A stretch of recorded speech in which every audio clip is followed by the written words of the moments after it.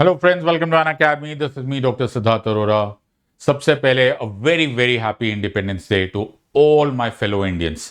हम सब देशवासियों को स्वतंत्रता दिवस की ढेरों शुभकामनाएं।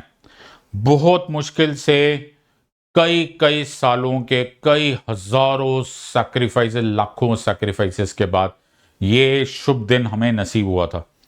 और आज का जो ये वीडियो है, मैं इस बात को साबित करना चाहता हूं कि हम सच में द चोजन पीपल है। हम सच में द भाग्य ने हम लोगों को, देश को आजाद कराने में कितना बड़ा रोल अदा किया था। इस बात से पता चल जाएगा कि सही में हमारा देश को आजाद होना ही था, होकर एक सुपर पावर बनना ही था, और सुपर पावर करके हमें सही मायनों में इस दुनिया का भला करना है। तुम इसको मानो या ना मानो, अभी के लिए इसको विश्वास करो या नहीं करो, लेकिन जो ग्राफ पिछले कई सालों से चलता हुआ आ रहा है वो इसी दिशा में पॉइंट आउट कर रहा है कि कुछ तो है, कुछ बात है कि हस्ती मिटती नहीं हमारी, सदियों रहा है दुश्मन दौरे जमा हमारा। ये बड़ा जरूरी पॉइंट है, इसको समझना पड़ेगा। तो सारे जहां से अच्छा हिंदोस्तां हमारा, कुछ तो वजह है। और आज मैं तुमको इसको on the basis of knowledge, मैं आपको on the basis of history मैं आपको ये साबित कर दूंगा। इट इज नॉट, मैं यहां पर शेरो शायरी सुनाने नहीं आया हूं, मैं यहां पर रेटोरिक की बातें नहीं कर रहा हूं, मैं यहां पर हवा में बात नहीं कर रहा हूं। मैं तुम्हें साबित कर दूंगा in the next few minutes कि we are the chosen ones. Let's see how. So बहुत ध्यान से इस वीडियो को ध्यान से देखना, और लास्ट में कमेंट सेक्शन में लिखना कि तुम्हें लगता है कि नहीं लगता कि destiny played a huge role in India's independence. किस्मत में, नियति में, भाग्य में ये लिखा था कि हम आजाद होंगे, और आजाद होने के बाद भी मैं आगे वाले और कई वीडियोस बनाऊंगा। आज के उपलक्ष्य में मैं सिर्फ ये वीडियो बनाऊंगा, और तुम्हें ये बात में पता चलेगा कि कैसे लक से some divine providence really helping us out in becoming what we want to become. Let's try and understand this. So, बड़ा इंटरेस्टिंग वीडियो है, बड़े ध्यान से देखना, and I think you are going to enjoy this to the extreme. So आज हम जो role बात करें वो बात करें डेस्टिनी की। सो क्या डेस्टिनी ने कुछ स्पेशल सोच के रखा हुआ है हमारे बारे में? बिल्कुल। सो मैं तुम्हें बताता हूं। सो हुआ क्या कि एक बहुत लॉन्ग फ्रीडम स्ट्रगल चल रहा था। जिन लोगों को, जो लोग ठीक से समझते नहीं है ना, उनको इस बात का अप्रिसिएशन नहीं होगा। जो मैंने अभी बोला था कि कुछ बात है कि हस्ती मिटती नहीं हमारी, सदियों रहा है दुश्मन दौरे जमा हमारा, सारे जहां से अच्छा हिंदोस्तां हमारा। Now try and understand what I am trying to get to it. See, जब फ्रीडम स्ट्रगल चल रहा था, ओके, जब फ्रीडम स्ट्रगल चल रहा था, तो ये कोई आसान बात तो कहीं से भी नहीं थी। इंग्लैंड उस टाइम की एक सुपर पावर थी, राइट? इट वॉज, तुम आज का इंग्लैंड से उसको तब का इंग्लैंड मत कंपेयर करो। इंग्लैंड एक सुपर पावर थी। बोला जाता था the sun never sets in the British empire. और जबकि मैं बात कर रहा हूं, राइट, तो उस टाइम पे तो ब्रिटेन के आसपास कोई नहीं आता था, राइट? कोई मतलब एक के आगे फिर पांचवें नंबर से बाकी सब स्टार्ट होंगे। That was the kind of strength that Britain wielded. As opposed to that, हम लोग एक बहुत ही पुअर नेशन थे as compared to England at that time. और जबकि हमने बहुत सारे इनरोड्स बना दिए थे, स्ट्रगल बहुत सालों से चल रहा था, in fact war of independence first war से चल रहा था, बट ये स्ट्रगल बहुत डिफिकल्ट था। It was becoming very difficult. चाहे भगत सिंह की सैक्रिफाइसेस हुए, चाहे चंद्रशेखर आजाद की सैक्रिफाइसेस हुए, चाहे महात्मा गांधी की लीडरशिप हुई, चाहे सरदार वल्लभ पटेल की लीडरशिप हुई, and then the countless people जिन्होंने अपने सैक्रिफाइसेस किए, and then we had events which were unbelievably inhuman, Jallianwala Bagh, you know क्या क्या बोलूं और क्या क्या छोड़ूं। और फिर एक ऐसा दिन आ गया, ऐसा एक दिन आ गया बिकॉज ऑफ इतने सारे स्ट्रगल के बाद, कि इंडिया करीब करीब वहां पहुंच गया था। बात यहां पर आ गई थी कि हम लोग है ना फेडरेशन बन जाएंगे, हम लोग कंबाइंड हो जाएंगे।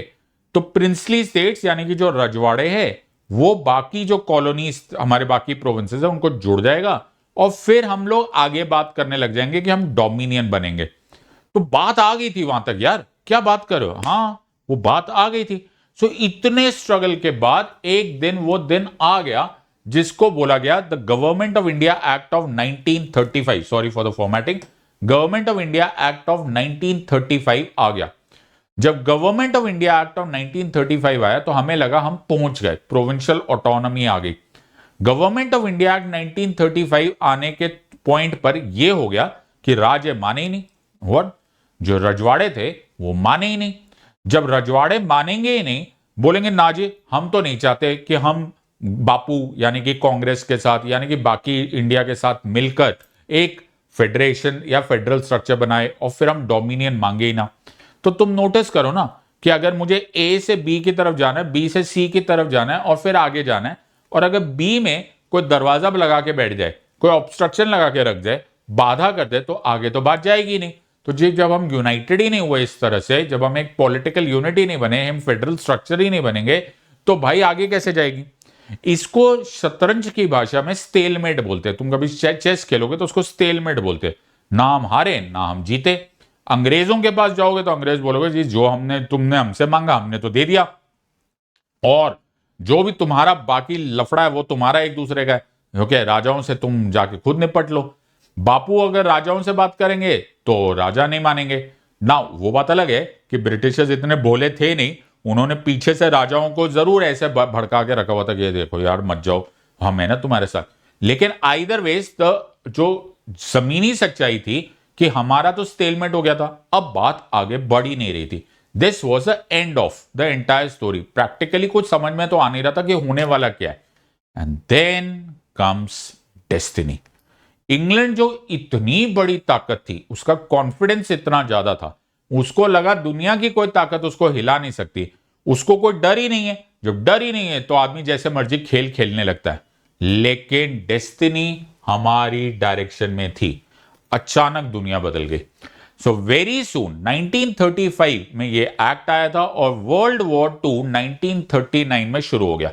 सो हिटलर ने कसम खा ली कि भाई पूरा यूरोप मेरा, उसके बाद पूरी दुनिया मेरी, और इसमें जो एकमात्र अड़चन है इंग्लैंड है, उसको भी मैं बर्बाद कर दूंगा। सो 1939 में वर्ल्ड वॉर 2 द्वितीय विश्व युद्ध शुरू हो गया। अब तुम देखो कहां की बात कहां चली गई। इसको बोलते बटरफ्लाई इफेक्ट, कहीं और की हवा कहीं और जाकर तूफान बन जाती है। वर्ल्ड वॉर 2 में हिटलर ने एक वॉर शुरू किया, उसे बोला गया बैटल ऑफ ब्रिटेन। 1940 में बैटल ऑफ ब्रिटेन स्टार्ट हो गया। हिटलर ने कसम खा ली पूरे के पूरे इंग्लैंड को बर्बाद कर दूंगा। उसकी एयरफोर्स जाती थी, लुफ्टवाफे, ब्लिट्जक्रीग बोलते थे उसको, दैट इज लाइटनिंग अटैक्स होते थे, पूरा लंदन जलने लग गया, and so on and so fourth. Also ये सिर्फ इधर ही नहीं हुआ, ऑन द ईस्टर्न साइड पूरब की दिशा में जापान भी जर्मनी के डायरेक्शन में आ गया। इन द सेंस कि जापान ने भी बोला कि मैं भी इंपीरियल पावर बनूंगा, मेरे को भी ऐसे ही कॉलोनीज बनाना है। तो जापान ने ईस्ट से ब्रिटेन के ऊपर प्रेशर डालना स्टार्ट किया। उसका पहला टारगेट था सिंगापुर, अगला टारगेट था बर्मा जिसको आजकल हम म्यांमार बोलते हैं, ऑब्वियसली उसके बाद इंडिया। नाउ ब्रिटेन के ऊपर पहली बार प्रेशर आया, पहली बार वो कंट्री जिसके ऊपर बोलते थे कि यार the sun never sets on the British empire, भाई उसकी खुद की जान पे बनाई बात। और इस इवेंट की वजह से हुआ क्या, देखो डेस्टिनी। इस इवेंट की वजह से ना होता ये इवेंट, ना इंग्लैंड का जो वाइसरॉय होता लॉर्ड लिनलिथगाउ, लॉर्ड लिनलिथगाउ ना वो हमारे पास भागकर आता और बोलता भाई डियर इंडियंस हमारी मदद करो। इस ऑफर को बोला गया अगस्त ऑफर, जो 8 अगस्त 1940 को दिया। प्लीज समझो, ना होता वर्ल्ड वॉर 2, इंग्लैंड तो आराम से हमारे डिवाइड एंड रूल तोड़ के आराम से बैठा रहता, लेकिन उसको आना पड़ा और इंडिया को प्रॉमिस करना पड़ा कि भाई हमारी ना मदद कर ले, हम जैसे ही वॉर जीतेंगे या फिर वॉर के बाद हम तुम्हें डायरेक्टली डोमिनियन ऑफर दे देते हैं, तुम अपना कॉन्स्टिट्यूशन खुद बना लो, तुम अपना संविधान खुद बना लो, ऐसा हम ऑफर देंगे, तुम चिंता मत करो, हमारे साथ हो जाओ। अगर ये इवेंट वर्ल्ड वॉर 2 का ना होता तो ऐसा ऑफर ही ना आता। उसके तुरंत बाद, हाउएवर, बात इतनी आसान से नहीं है, मैं पूरा साबित करने वाला हूं। तो उसके तुरंत बाद इंग्लैंड भूल गया ये वादा।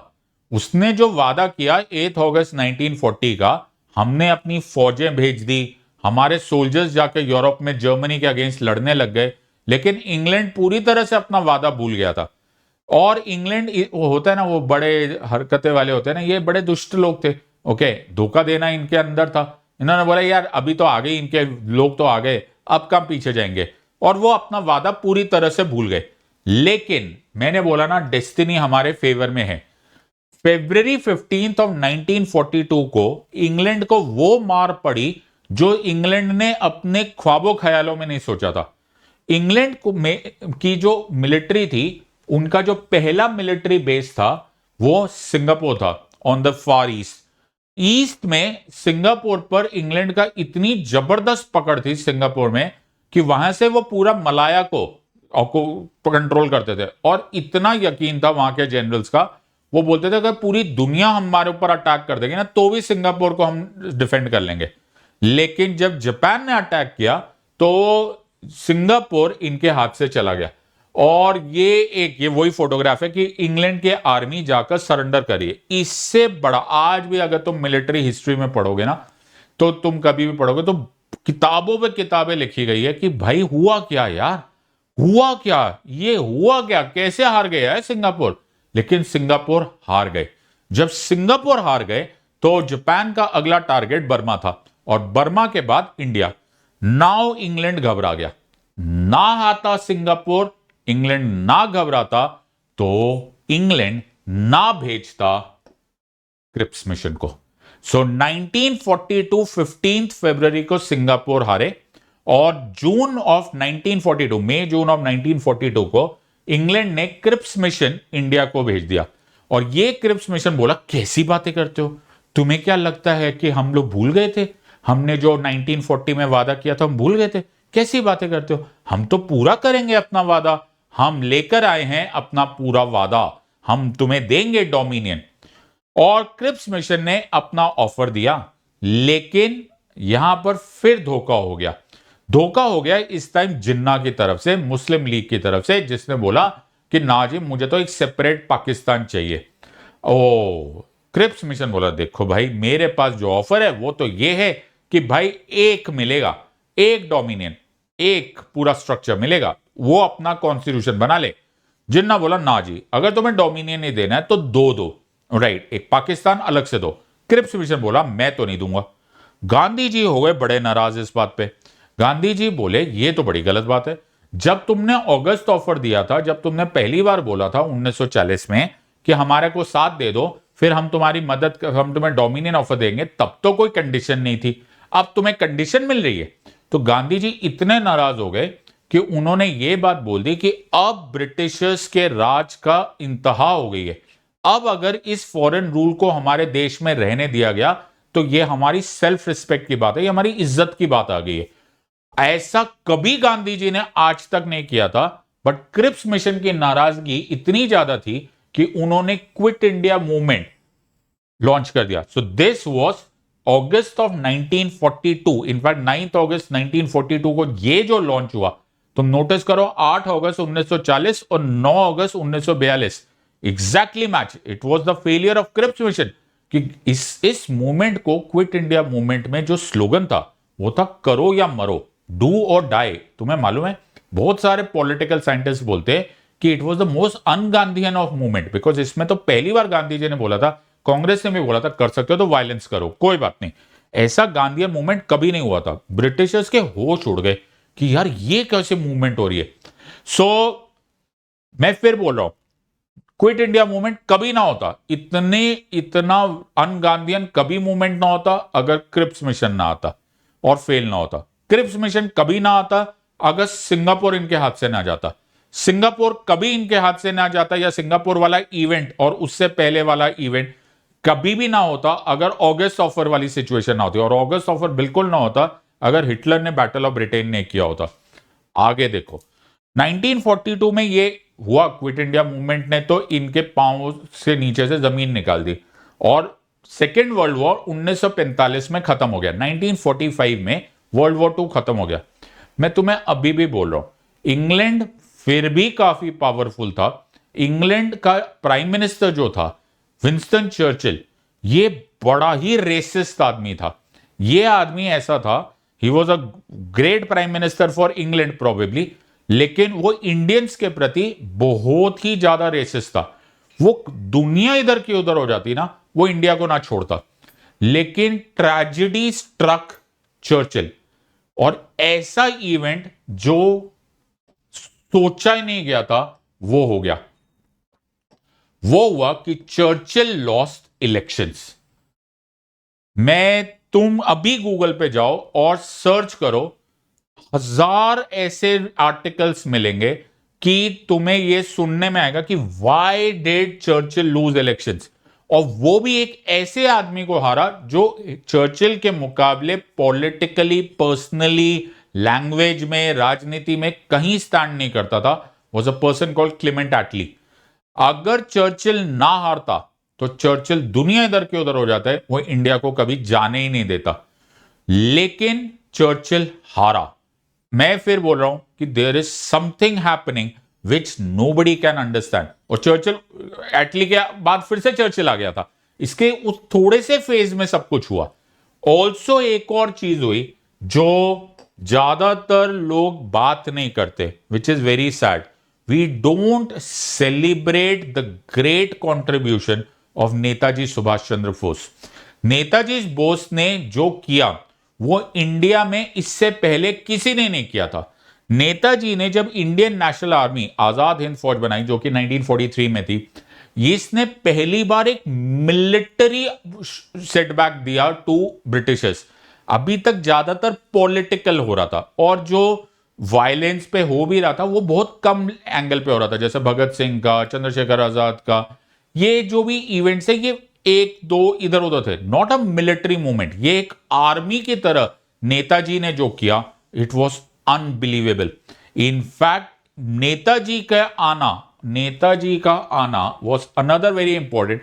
इसी की वजह से बर्मा कैंपेन हुआ, इसी की वजह से बाद में रेड फोर्ट ट्रायल हुआ, जिसे आईएनए ट्रायल बोला जाता है। और फिर बहुत सारे लोग इस बारे में ज्यादातर जानते नहीं, लेकिन मैं अपनी क्लासेस में वो स्क्रीनशॉट दिखा देता हूं कि एक्चुअली क्लेमेंट एटली ने बाद में हमारे एक इंपॉर्टेंट इंटरव्यू में पहले ही बोल दिया था कि 100% यह हुआ था कि because of INA, because of Azad Hind Fauj, जो उस टाइम की हमारी नेवी थी उसमें बगावत हो चुकी थी। रॉयल इंडियन नेवी में बगावत हो चुकी थी। ब्रिटिशर्स को पुराने झटके याद आ गए जो 1857 में मंगल पांडे के टाइम हुआ। उन्होंने बोला पिछली बार तो बच गए, इस बार नहीं बचेंगे। So this was another event which actually triggered the rapid retreat of Britishers. कितनी सारी चीजें एक साथ कोइंसाइड कर गई। ब्रिटेन का कमजोर होना, चर्चिल का इलेक्शन लूज करना, पूरे देश में एक पेट्रियोटिक स्पिरिट आ जाना। इनफैक्ट आईएनए ट्रायल के टाइम तो कांग्रेस सब आ गए थे कि इतना जबरदस्त वेव आया था नेशनलिज्म का, and the royal Indian navy का ये पूरा कॉन्टेक्स्ट। क्लेमेंट एटली जैसे ही प्राइम मिनिस्टर बना, उसका कोई इरादा नहीं था इस तरह की कॉलोनी चलाने का। ना आता क्लेमेंट एटली, ना आता सेकेंड कैबिनेट मिशन, और ना आता second cabinet mission. Second cabinet mission 1946 में क्लेमेंट एटली, यानी कि जो अगला प्राइम मिनिस्टर बना था चर्चिल को हराने के बाद, वो आया। अगर ये ना आता, इसको कॉलोनाइजेशन पे कोई भरोसा ही नहीं था, इसको इंपीरियलिज्म अच्छा ही नहीं लगता था, इसको साम्राज्यवाद अच्छा ही नहीं लगता था। इससे सेकेंड कैबिनेट मिशन को बोला भैया जल्दी जाओ इंडिया और फटाफट वहां पर कॉन्स्टिट्यूएंट असेंबली, संविधान सभा का चुनाव कंडक्ट कराओ, मुझे इंडिया नहीं रखना है। इनफैक्ट इसने रेडियो पे बोल दिया कि 20 फरवरी 1947 को रेडियो पे न्यूज इसने अनाउंसमेंट किया क्लेमेंट एटली ने कि जून ऑफ 1948 तक तो हम भाग ही जाएंगे, चाहे तुम हमें रोकना भी चाहोगे ना तो भी नहीं रुकेंगे। ये ही दिन आया माय फ्रेंड्स, और फिर 9 दिसंबर 1946 को ये हमारा पहला दिन ऑफ कॉन्स्टिट्यूएंट असेंबली, यानी कि हमारी संविधान सभा बनी, which obviously started writing our constitution. And then July of 1947 हम लोगों ने लिखा इंडियन इंडिपेंडेंस एक्ट ऑफ 1947, जिसमें लिखा गया on the appointed day of 15th August 1947 the British India will be divided into two autonomous dominions. One shall be India, the other shall be Pakistan. 15th August 1947 एक date नहीं है। 15th August 1947 एक भाग्य रेखा है which unfolded। अगर तुम्हें ये सारे इवेंट्स नहीं लग रहे हैं कि यार ये कोई तो some divine power was actually thinking. Okay, world war 2 का स्टार्ट हो जाना किसी ने सोचा नहीं था। सिंगापुर इंग्लैंड हार जाए किसी ने सोचा नहीं था। नेताजी बोस एक आर्मी खड़ी कर देंगे किसी ने सोचा नहीं था। गांधी जी एक अनगांधीयन मूवमेंट लॉन्च कर देंगे, that is quit India movement, किसी ने सोचा नहीं था। चर्चिल इलेक्शन हार जाएगा, वो भी वर्ल्ड वॉर 2 जीतने के बाद, जो कि हीरो था, किसी ने सोचा नहीं था। क्लेमेंट एटली प्राइम मिनिस्टर बन जाएगा, वो भी चर्चिल के आगे, इम्पॉसिबल। और क्लेमेंट एटली आते ही सबसे पहले बोलेगा भाई जल्दी से बनाओ इनकी कॉन्स्टिट्यूएंट असेंबली और हम चले यहां से, ये किसी ने सोचा नहीं था।